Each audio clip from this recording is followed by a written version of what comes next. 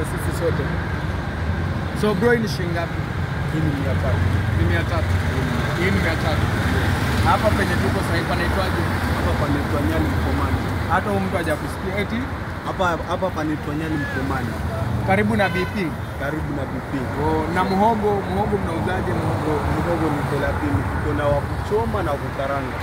Tofauti ni nini? Tofauti kuna mwingine ni wa mafuta, mwingine ni wa kuchoma na makaa.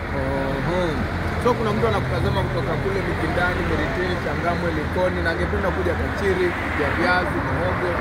Tunamwambia hapa tuko pande gani haswa? Mkomani, ukitoka Nyali Cinema, mbele BP moja. Hapa yani akifika light achukue gari moja kwa moja hadi BP Shell. Anafikishwa hadi hapa. Hata wenyewe tuko njiani hapa, akifika atapata kila kitu. Kuna mahindi choma. Mahindi ni shilingi 50 peke yake, unapata hii nzuri tamu kabisa, unaenjoy. Utamu wa kula hizi vitu ni nini?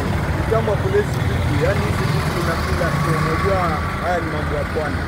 So ukifika pwani unaenjoy. Nyinyi mmesikia nyinyi. Kwanza wewe mwenye unanitazama saa hii. Kosa kupitia hapa. Nakwambia kosa kupitia hapa. Kama umekosana na mke wako ama mume wako, kuja mnunulie Kachiri. Ataanza kukula na anza kusema kumbe hapa ndo master. Yani hapa ndo nyumbani.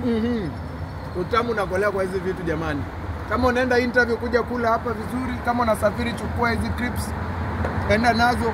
Wacha kuziwa vitu ambazo si fresh huko kwingine, kujia hapa fresh. Kabisa, yani hapa ndo nyumbani, hapa ukishasema.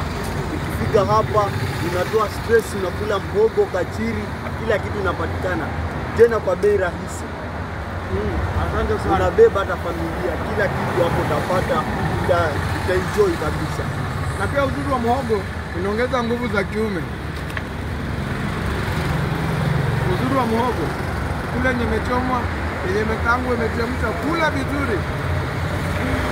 Hii tabia wazee kwenda kukufia guest house lodging. Uje hapa kula hii Kachiri itakusaidia. Utazaa mtoto ako na kilo 5. Hapo ashasema. Yaani hapo unaongeza mbegu za kiume, unakuwa fiti kabisa kwenye kitanda.